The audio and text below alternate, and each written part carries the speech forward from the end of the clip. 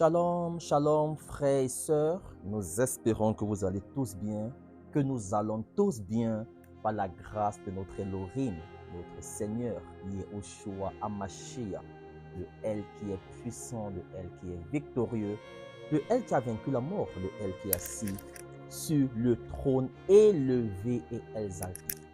Bienvenue sur votre émission Flash Encouragement. Le thème de ce jour concerne la foi. Nous allons voir par la grâce du Seigneur la foi de 4 personnages bibliques. 4 personnages bibliques. La foi et ces personnages bibliques, ce sont des femmes. Alléluia. Ce sont des femmes. C'est une jeune fille qui ont touché le cœur du Père par leur degré de foi. Alléluia. On va commencer sans plus tarder dans le livre de Exode chapitre 1. On va lire le verset 6. Joseph mourut ainsi que tous ses frères et toutes ces générations-là. Les fils d'Israël portaient du fruit et grouillaient et se multipliaient et devinrent extrêmement puissants au point de remplir la terre. Il se leva sur l'Égypte un nouveau roi qui n'avait pas connu Joseph. Il dit à son peuple: voici le peuple des fils d'Israël est plus grand et plus puissant que nous. Agissons sagement avec lui, de peur qu'il ne se multiplie et que, s'il survenait une guerre, il ne se joigne à nos ennemis, ne fasse la guerre contre nous et qu'il ne monte hors de la terre. Verset 11. Ils établissent sur le peuple des chefs de travaux forcés pour l'affliger par des travaux forcés. C'est ainsi qu'il bâtit pour Pharaon des villes entrepôts, Python et de Ramsès. Mais plus il l'affligeait, plus il se multipliait et croissait en toute abondance. C'est pourquoi ils avaient une aversion en face des fils d'Israël. Verset 13. Les Égyptiens furent travailler les fils d'Israël avec cruauté. Il leur rendit la vie amère par un dur service et en argile et en briques et par toutes sortes de services au champ, tout le service dans lequel on les faisait travailler avec cruauté. Le verset 15. Le roi d'Égypte parla aux sages femmes des Hébreux. Le nom de l'une était Siphra et le nom de la seconde Poua. On va s'arrêter là. On va commencer à parler de la foi de Siphra et la foi de Poua, qui étaient des sages femmes. Alléluia, frères et sœurs. Verset 16. Il leur dit: quand vous accoucherez les femmes des Hébreux, et que vous les verrez sur les escabeaux d'accouchement, si c'est un fils, vous le ferez mourir. Si c'est une fille, qu'elle vive. Mais les sages femmes craignirent Elohim et ne firent pas ce que le roi d'Égypte leur avait commandé, car elles laissaient vivre les garçons. Vous voyez la foi de ces 2 femmes, frères et sœurs, de telles 2 sages femmes. Là, on parle du roi d'Égypte, on parle de Pharaon, qui était considéré comme une divinité en Égypte, qui était considéré comme le roi le plus puissant de la terre en ce temps. À cette époque-là, les dits des rois n'étaient pas contestés. Personne ne pouvait résister aux dits des rois. Rappelez-vous justement de Shadrach, Meshach, Abednego, quand le roi Nabuchodonosor avait dit que tout le monde devait s'en jouer devant la statue. Mais quand ils ont contesté, c'était comme un scandale.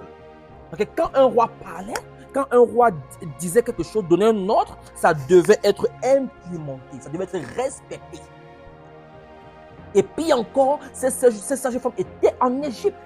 Le roi les a appelés. Ce n'était pas comme si le roi a donné une lettre que vraiment dites aux sages femmes des Hébreux que quand c'est un garçon, vous le tuez, quand c'est une fille, vous le sévez. Le roi les a convoqués sûrement au palais royal.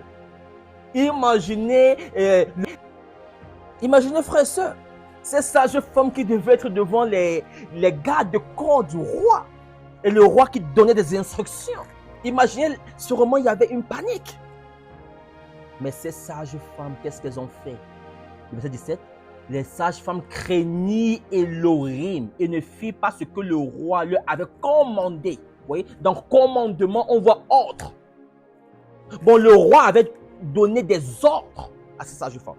Mais elles n'ont pas suivi l'ordre du roi. Elles n'ont pas suivi l'ordre du roi le plus puissant de la terre à cette époque. De cette époque, frères et sœurs. Et Sifra, comme pas un peu dans l'étymologie, Sifra nous parle de splendide. L'étymologie Sifra lui parle de splendide, parle de belle. Et Pourra aussi, et de coïncidence ou quoi, nous parle aussi de splendide dans l'hébreu.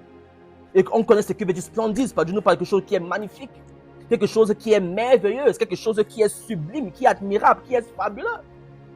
Bon, ces deux sages femmes, c'était des femmes qui étaient des femmes magnifiques. Alléluia. C'était des femmes qui étaient merveilleuses. Ce sont des femmes qui étaient sublimes. Mais la source, l'origine du fait qu'elles étaient merveilleuses, qu'elles étaient magnifiques, c'était quoi? La crainte qu'elles avaient de nous. Alléluia. Comme cette femme qui n'est pas comprise. Comme cette jeune enfant qui n'est pas comprise. Mais parce que dans son cœur, elle est animée de la crainte d'Élohim. Alléluia. Aux yeux du Seigneur, cette femme, elle est splendide. Aux yeux du Seigneur, cette femme, elle est merveilleuse. Aux yeux du Seigneur, cette femme, elle est admirable. Elle aussi. Alléluia. Vous savez, frères et sœurs? Bon, Pourra et Sifra, la crainte qu'elles avaient du Seigneur, naturellement, les a couvertes, alléluia, des choses fabuleuses. Comme cette sœur qui n'a pas compris, qui n'a pas compris. Mais parce que justement tu restes accroché à ce que le Seigneur t'a dit, parce que justement ce qui anime la pensée de ton cœur, alléluia, c'est la crainte d'Élohim. Le Seigneur t'appelle magnifique, ma fille. Le Seigneur t'appelle magnifique, merveilleuse, mon enfant. Et ces deux sages-femmes, ils ont craint Élohim. Et craignit Élohim. Craindre, nous parle de respecter, nous parle de révérer, de vraiment de honorer. Bon, elles ont choisi, alléluia, de respecter le Seigneur qu'au lieu de respecter les ordres du roi. Alléluia. Elles ont choisi de révérer le seul véritable maître au lieu de révérer un Élohim selon les hommes. Pharaon qui était considéré comme un Élohim. Elles ont choisi d'honorer le maître de gloire, le seul puissant Élohim, au lieu d'honorer les propos d'un homme éphémère et mortel. Frères et sœurs. Raison pour laquelle nous voyons justement des femmes de feu, des femmes qui craignent Élohim, dont le désir de leur cœur, c'est de respecter le Seigneur. Alléluia. C'est de respecter les ordres du Père, non de respecter les ordres des hommes. Rappelez-vous de ce que Paulo disait, dans Galates 1er. Si je veux servir le Seigneur, si je veux faire plaisir aux hommes, je ne sais plus appeler serviteur d'Élohim. Bon, plus justement nous voulons respecter le Seigneur, plus justement nous voulons craindre le Seigneur, plus on se crée des problèmes. Comme ces sages femmes, elles ont créé des problèmes avec Pharaon. Elles ont créé des problèmes avec le roi le plus puissant de la terre. Parce qu'elles ont choisi de craindre le Seigneur. Elles ont choisi de respecter le Seigneur. Alléluia, frères et sœurs. Bon, les personnes qui veulent respecter le Seigneur, les personnes qui veulent révérer le Seigneur, les personnes qui veulent honorer le Seigneur, les personnes qui veulent craindre le Seigneur, naturellement seront combattues. Ces personnes vont faire face aux soi-disant grands de ce monde. Ces personnes vont faire face aux soi-disant personnes qui sont respectées de ce monde. C'est naturel, hein. C'est normal. Ben, ces sages femmes n'ont pas posé les regards sur les montagnes. Ces sages femmes n'ont pas posé les regards sur les réactions, alléluia. Mais elles ont posé les regards sur l'Élohim dont elles craignaient. Oh frères et sœurs, comme elles craignaient, naturellement. On va lire la parole justement dans le livre, je vais ouvrir ceci. On va partir du livre de Psaume 112. Psaume chapitre 112, le verset 1er. Ô Père, la foi. Alléluia. Heureux l'homme qui craint Yahweh et qui prend un grand plaisir à ses commandements. Bon, ces deux femmes, Sifra et Pourra, étaient considérées heureuses. C'était des personnes qui étaient heureuses, alléluia, heureuses. Elles étaient heureuses, naturellement. Parce que quoi? Elles craignaient Élohim. Sois heureuse, ma soeur, parce que tu veux accomplir les desseins de ton Père. Même si les gens ne te comprennent pas, sois heureuse. Tu es heureuse. Alléluia. Ecclésiaste chapitre 12. Ecclésiaste chapitre 12. C'est que tu nous enseignes au verset 13. Fin du discours. Tout a été entendu. Crains Elohim et garde ses commandements. C'est là le tout de l'être humain. Cette femme avait compris ça. Qu'on doit plutôt craindre Elohim. On ne doit pas craindre les hommes. Non. Non, on ne doit pas craindre les hommes mortels. Non, non, non, non. Nous devons craindre l'Elohim de gloire. Nous devons craindre Yoshua Mashiach, celui dont la mort n'a pas pu le captiver. C'est lui qu'on doit craindre. Il dit que c'est là le tout de l'être humain. Bon, Pourquoi et Shifra, alléluia, ils avaient compris que notre tout, c'est de craindre Elohim. Même s'il faut que Pharaon dise quoi, notre tout, c'est de craindre Elohim. Frères et sœurs. C'était ça qu'ils avaient compris. On devait quoi? Craindre Elohim, c'est le tout de l'homme, c'est le tout de l'homme. Oh, frères et sœurs, nous allons partir aussi dans le livre de 2 Chroniques, chapitre 16. 2 Chroniques, chapitre 16. On va lire le verset 9.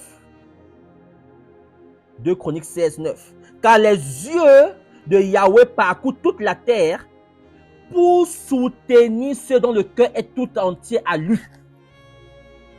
Les yeux de Yahweh parcourent toute la terre pour soutenir ceux dont les cœurs sont tout entiers à lui.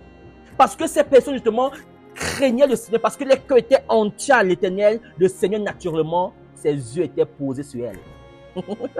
Naturellement. Et comme ils étaient posés sur elle, on peut voir justement la sagesse qu'elles avaient. La sagesse que le Seigneur avait communiquée. On va lire le verset 18 de Exode chapitre 1.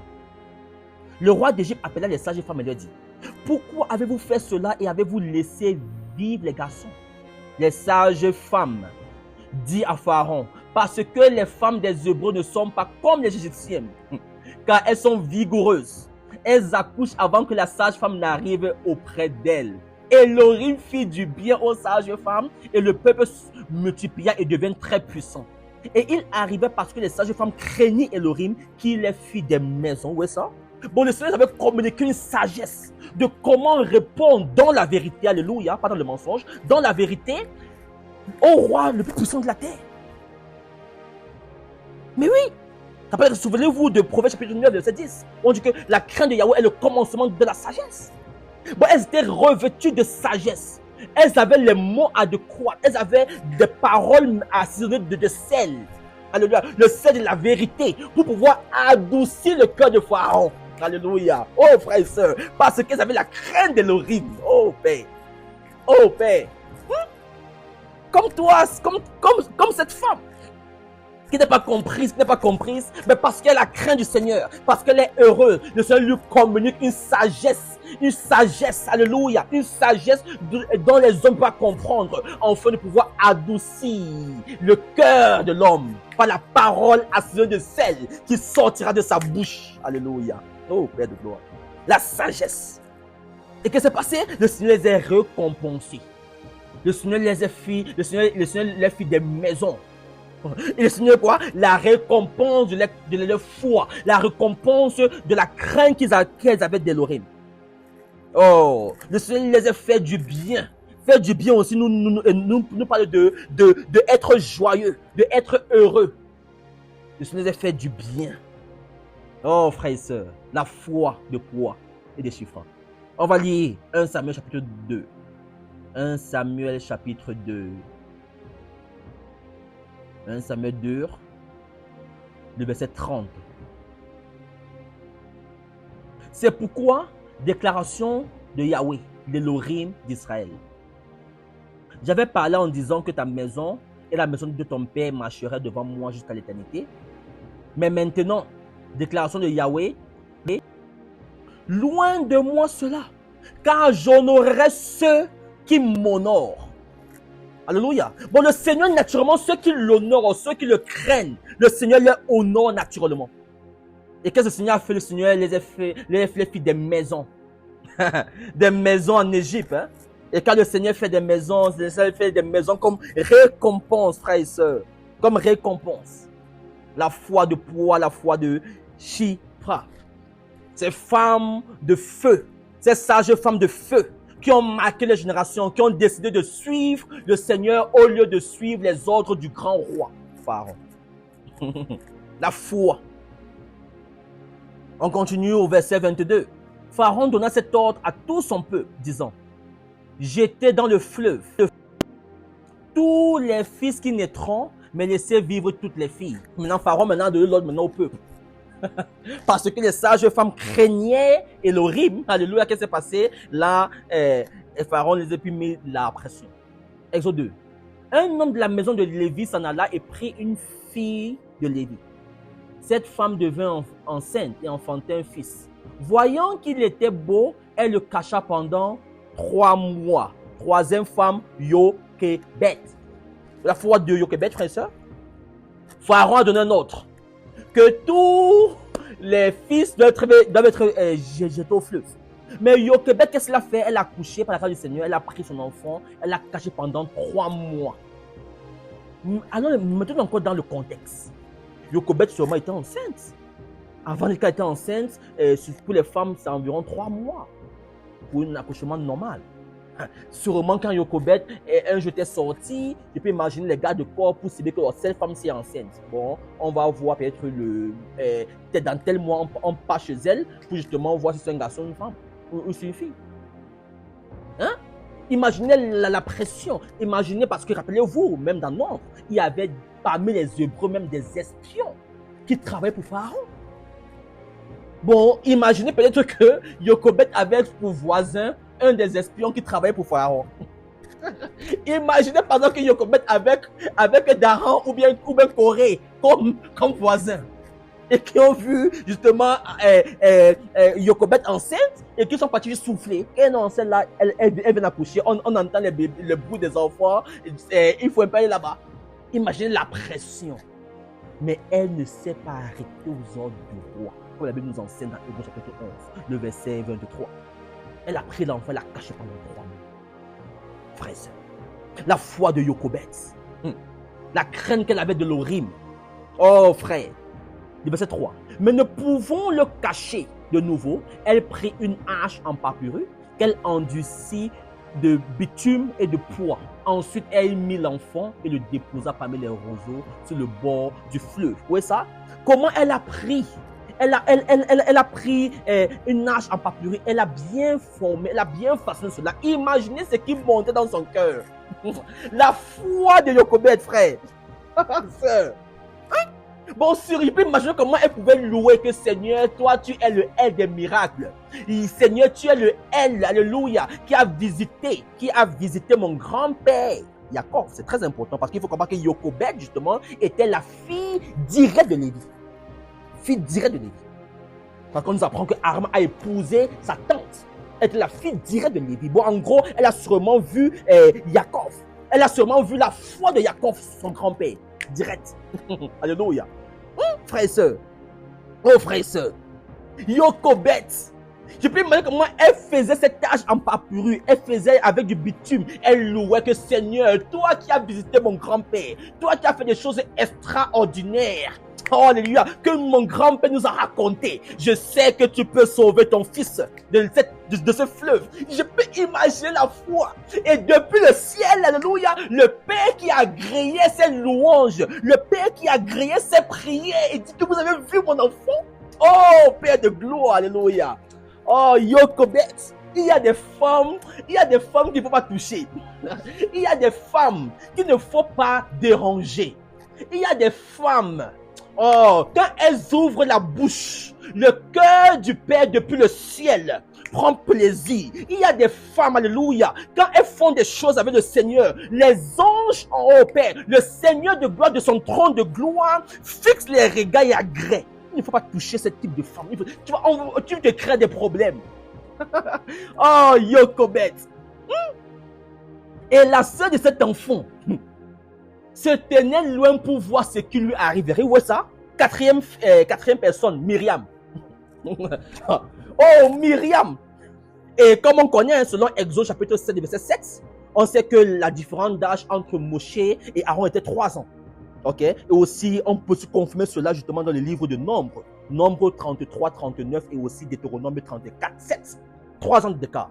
Et on sait que Myriam était l'aînée. Et selon justement les docteurs bibliques, ils disent que Myriam avait entre 6 à 10 ans. Imaginez une jeune femme, une jeune fille.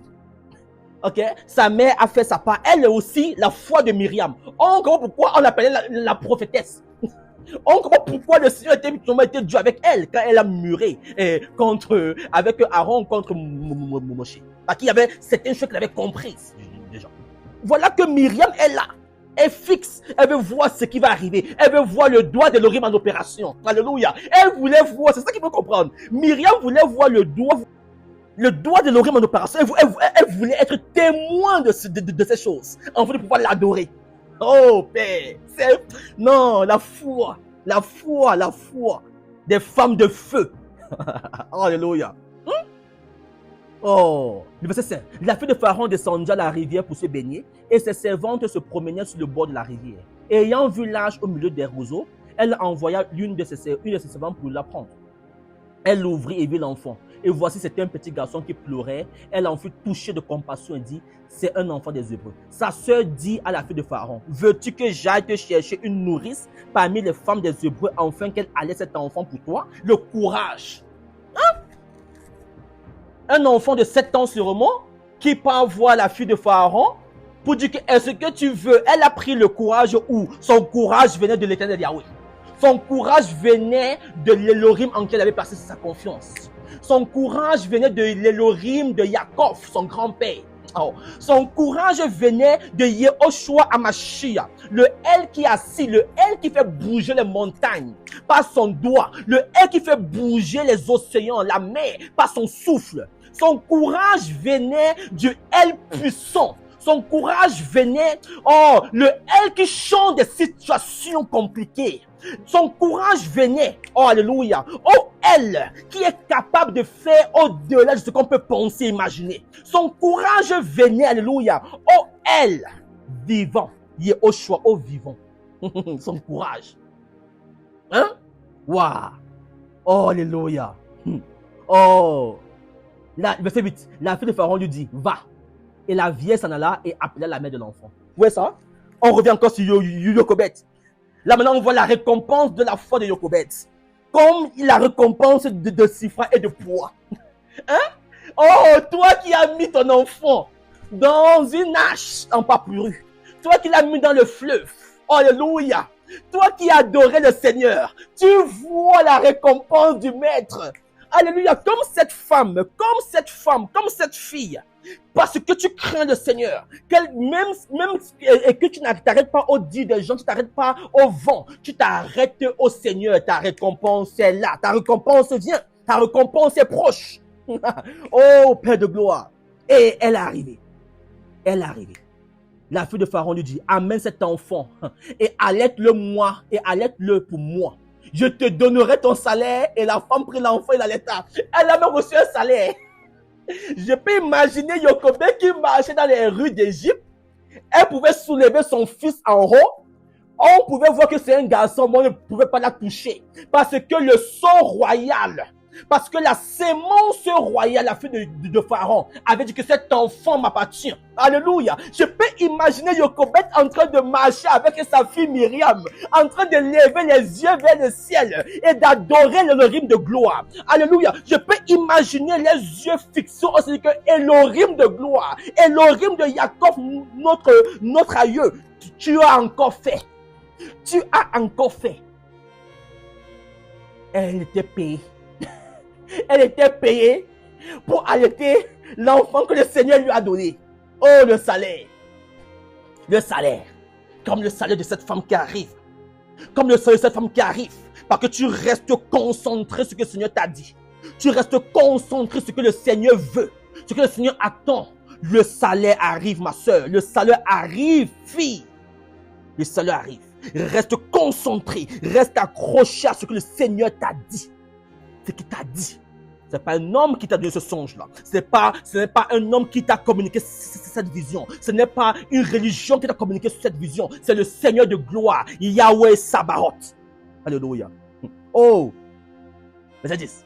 L'enfant ayant grandi, elle l'amena à la fille de Pharaon et il devint pour elle un fils. Elle l'appela du nom de Moshe parce que, dit-elle, je l'ai arraché des eaux. Et c'est ce même Moshe que le Seigneur va utiliser pour faire sortir son peuple de la récompense. La récompense de la foi, frère.